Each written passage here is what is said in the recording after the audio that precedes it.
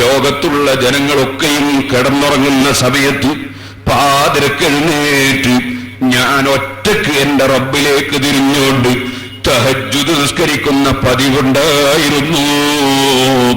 ആ ഇബാദത്തിന്റെ ബറക്കത്ത് കൊണ്ട് പടച്ച റബ്ബ് എന്നെ രക്ഷപ്പെടുത്തിപ്പോയി. ഇമാം ഗസാലി റളിയല്ലാഹു അൻഹു എന്തിനാണ് ഇത് പ്രത്യേകം എടുത്തുദ്ധരിച്ചത്? സൽക്കർമ്മം വേണം എന്ന് പ്രസംഗിക്കുന്നത് കൊണ്ട് മാത്രം പ്രയോജനം ഇല്ല, മറിച്ച് പ്രവർത്തിക്കുമ്പോഴാണ് പ്രയോജനം ഉള്ളത്. റമദാനിന്റെ കുറെ മഹത്വം നമ്മൾ ഇങ്ങനെ കേട്ടു, കുറെ ഉറുദി കേട്ടു, വാല് കേട്ടു, അല്ലെങ്കിൽ വാല് പറയുന്നവൻ വാല് പറഞ്ഞു. അവന്റെ ജീവിതത്തിൽ ആ റമദാൻ വന്നിട്ടൊരു മാറ്റം സംഭവിക്കുന്നില്ലെങ്കിൽ ഇതിങ്ങനെ കേട്ടതുകൊണ്ടും പറഞ്ഞതുകൊണ്ടും എന്താണ് കാര്യം സഹോദരന്മാരെ? അതുകൊണ്ട് നമ്മളെല്ലാവരും പരസ്പരം പ്രാർത്ഥിക്കണം. ഈ സാധുവങ്ങൾ എനിക്ക് വേണ്ടി നിങ്ങൾ പ്രാർത്ഥിക്കണം, നിങ്ങൾക്ക് വേണ്ടി ഞാനും പ്രാർത്ഥിക്കണം. നമ്മളെല്ലാവരും പരസ്പരം പ്രാർത്ഥിക്കണം.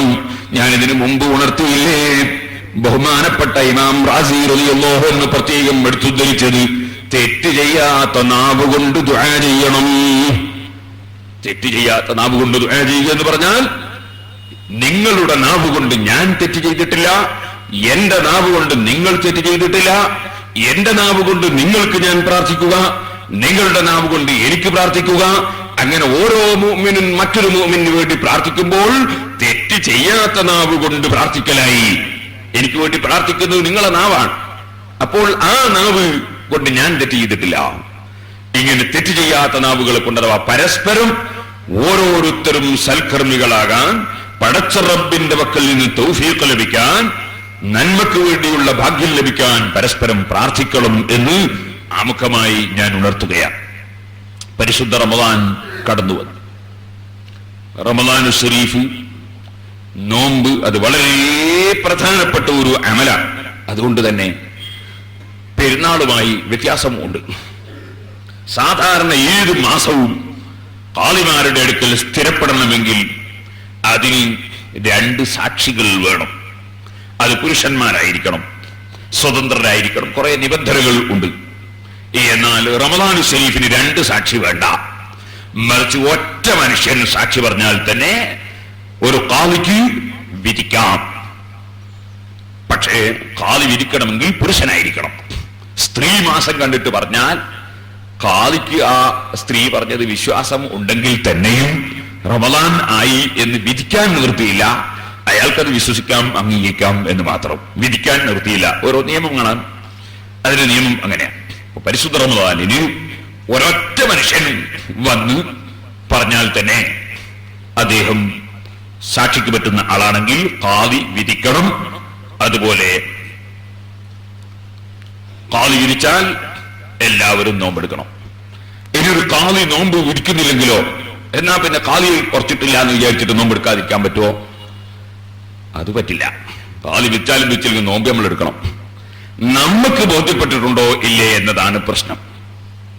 ഖാളിക്ക് ബോധ്യപ്പെട്ടില്ലെങ്കിൽ അയാൾ വിധിക്കണ്ട എന്ന് മാത്രമേ ഉള്ളൂ. നമ്മളെ സംബന്ധിച്ചിടത്തോളം ഒരാള് റമദാൻ ശരീഫിന്റെ മാസം കണ്ടു എന്ന് പറയുന്നു, ആ പറയുന്നത് സത്യമാണ് എന്ന് നമുക്ക് ബോധ്യപ്പെടുന്നു.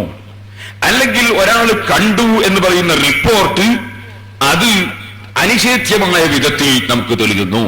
അവിടെ ഫതുൽ മുഈൻ പറഞ്ഞു വലൗ മിൻ കുഫാരിൻ, റിപ്പോർട്ട് പറയുന്നവർ കാഫിരികളാണെങ്കിലും ശരി, എല്ലാ സ്ഥലത്തും അറിയപ്പെട്ട നിലക്ക് എല്ലാവരും പറയുന്നു മാസം കണ്ടു എന്നുള്ള റിപ്പോർട്ട് പറയുന്നു. അങ്ങനെ റേഡിയോയിലും പറയുന്നു, ടെലിഫോണിലും പറയുന്നു, ടെലിവിഷനിലും പറയുന്നു, പത്രത്തിലും വരുന്നു. ഇതൊക്കെ അയച്ച് കാലി വെച്ചിട്ടില്ല എന്ന് വിചാരിച്ച് നോമ്പ് കളിക്കാൻ പറ്റുമോ? അത് പറ്റില്ല. അതാണ് ഫതുൽ മുഈൻ പറഞ്ഞു അൽ ഖബറുൽ മുതവാതിറു, അവരെല്ലാവരും കൂടി കള്ളം പറയുക എന്നത് സംഭവിക്കാൻ സാധ്യതയില്ല. ആ നിലക്കുള്ള എണ്ണം ആളുകൾ മാസം കണ്ട വിവരം പറയുകയാണെങ്കിൽ അത് വലൗ മിൻ കുഫാരിൻ, അത് മുസ്ലിങ്ങൾ തന്നെയാകണം എന്നില്ല, അമുസ്ലിമീങ്ങൾ തന്നെയാണെങ്കിലും അങ്ങനെ അറിയപ്പെട്ടു കഴിഞ്ഞാൽ നോമ്പെടുക്കൽ നിർബന്ധമായി. അവിടെ തന്നെ ഫത്ഹുൽ മുഈനിൽ പറഞ്ഞു നോമ്പെടുക്കൽ അങ്ങനെയും വേണമെന്നില്ല. വബിളന്നി ദുഖൂലിഹി ബിൽ അമാറത്തിൽ ളാഹിറത്തിൽ മുഅ്താദ, സാധാരണ നിലക്കുള്ള അടയാളങ്ങൾ കൊണ്ട് റമദാനായി എന്ന് നമുക്ക് ബോധ്യം വരുന്നു. ഉറപ്പിന് കിട്ടിയിട്ടില്ല, ബോധ്യം വരുന്നു. ഈ ബോധ്യം വരലും ഉറപ്പും തമ്മിലുള്ള വ്യത്യാസം. നല്ല സുഖം ഉണ്ടാവും ഇപ്പൊ ഉറങ്ങാൻ കേട്ടോ.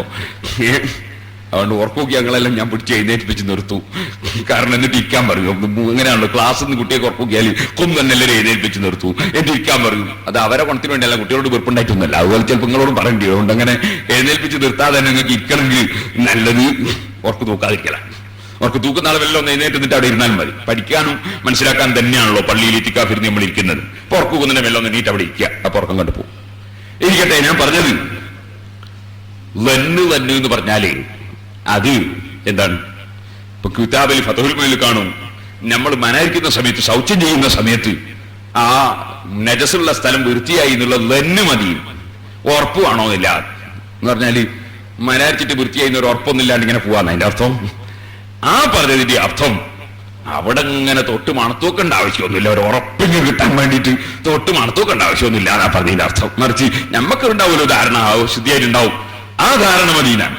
അതുപോലെ ഒന്നു കൊടുക്കുന്ന സമയത്ത്, കുളിക്കുന്ന സമയത്തൊക്കെ ഇപ്പൊ പുറത്ത് വെള്ളമായി, നമ്മൾ കുളിക്കുമ്പോ പുറത്ത് വെള്ളമായിട്ടുണ്ടോ, ആദ്യം നമുക്ക് ഉറപ്പിട്ടാണെങ്കിൽ നമ്മൾ എന്ത് ചെയ്യേണ്ടി വരും? നമ്മളൊരു പുറത്ത് ഇങ്ങനെ തിരിഞ്ഞു നോക്കിയാൽ കാണൂല, പിന്നെ ഒരു കണ്ണാടിയോ മറ്റോ വെച്ചിട്ടുള്ള കൂടി നോക്കണം വെള്ളമായിട്ടുണ്ടോ. അങ്ങനെ നോക്കേണ്ട ആവശ്യമുണ്ടോ? അതില്ല. നമ്മൾ വെള്ളം ഇങ്ങനെ വെച്ചിട്ടുണ്ടെങ്കിൽ വെള്ളം എത്തിയിട്ടുണ്ടാവും ഉറപ്പ് തന്നെയാണ്. ആ ഈ ഉറപ്പിനാണ് എന്ന് പറഞ്ഞു. അതാണ് ഉറപ്പും തന്നും തമ്മിൽ, യഖീനും തന്നും തമ്മിലുള്ള വ്യത്യാസം എന്ന് പറയുന്നത്. അല്ലാതെ ഉറപ്പ് അതിപ്പോ അങ്ങനെ ഉറപ്പിക്കാൻ ഇപ്പൊ ഒരാളല്ല, 100 ആള് കണ്ടു തന്നെ മാസം 100 ആള് കള്ളത്തരം പറഞ്ഞാണെങ്കിലോ പിന്നെയും സംശയം ബാക്കിയല്ലേ. അങ്ങനെയാണെങ്കിൽ പിന്നെ ദുനിയാവിൽ ഒന്നും നടക്കൂല. ഒരാൾക്ക് നമ്മളിപ്പോ നിസ്കരിക്കാൻ നിൽക്കുമ്പോ ഇമാമായിട്ട് ഞാൻ നിസ്കരിക്കുന്നു എന്ന് ഇമാമ് കരുതി, അപ്പൊ അയാൾക്ക് ഒരു സംശയം, ആൾക്കാർ തുറന്നില്ലേ ഞാൻ എന്താ ചെയ്യാ, ഒരു സംശയം. അങ്ങനെ സംശയിച്ചാ പിന്നെ ആർക്കെങ്കിലും ഇമാമായിട്ട് എന്ന് കരുതാൻ പറ്റുമോ?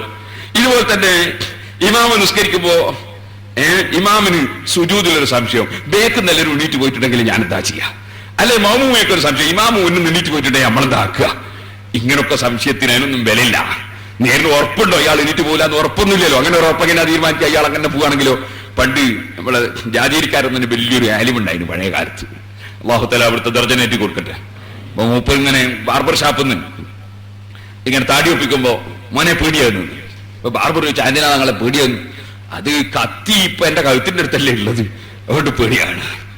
അപ്പൊ എനിക്കെന്താ ഭ്രാന്താണോന്ന് ചോദിച്ചു. എനിക്കിപ്പം തുടങ്ങുകയാണെങ്കിലോ എന്ന് ചോദിച്ചു മൂപ്പര്. അപ്പൊ അങ്ങനെ സംശയം ഉണ്ടായിരുന്ന പിന്നെ ലോകത്ത് യാതൊരു സംഗതിയും ചെയ്യാൻ കഴിയില്ല. അപ്പൊ വന്നു എന്ന് പറഞ്ഞാൽ അതൊരു ഉറപ്പിനാണ്. അപ്പൊ അതങ്ങനെ അടയാളങ്ങളെ കൊണ്ടുള്ള ഭാവന, അടയാളം. അതിന് പണ്ഡിതന്മാർ ഫത്ഹുൽ മുഈനിൽ പറഞ്ഞു, സാധാരണ നിലക്ക് റമദാനായാല് സാധാരണ കത്തിക്കുന്ന കുറെ വിളക്കുകളൊക്കെ ഉണ്ട്, അതൊക്കെ കത്തിക്കാണെന്ന് എന്നാ റമദാനായിട്ടുണ്ടാവും. അല്ലെങ്കിൽ പഴയ കാലത്ത് നമ്മളെ നാട്ടിലൊക്കെ റമദാനായാലും വെന്റും മുട്ടിപ്പോലുണ്ട്. റമദാനായാലും ഒട്ടാകെ അത്തായം മുട്ടുക എന്നൊരു പരിപാടി. അപ്പൊ ഇങ്ങനെ മുട്ടിപ്പോമാ അത്തായം മുട്ടുന്നുണ്ട്, എന്നാ റമദാനായിട്ടുണ്ടാവും. ഏതെങ്കിലും ഒരു ചങ്ങായിക്ക് വേണമെങ്കിലും വേറൊരു ദിവസം മുട്ടി നമ്മളെ പറ്റിച്ചുവിടാന്നുണ്ടോ? അങ്ങനെ സാധാരണ നടക്കലില്ലല്ലോ. അപ്പൊ സാധാരണ നിലക്കുള്ള അടയാളങ്ങൾ കിട്ടിയാൽ വരെ നോമ്പെടുക്കണം എന്നാണ്. അവിടെ പിന്നെ കാതി ഉറപ്പിക്കണം അങ്ങനെയില്ല, കാതി ഉറപ്പിക്കണ്ടെന്നല്ല. കാതി ഉറപ്പിച്ചാൽ എല്ലാവരും നോമ്പെടുക്കണം, അത് വേറെ വിഷയം. ഒരാൾക്ക് ബോധ്യപ്പെട്ടാൽ നോമ്പെടുക്കണം.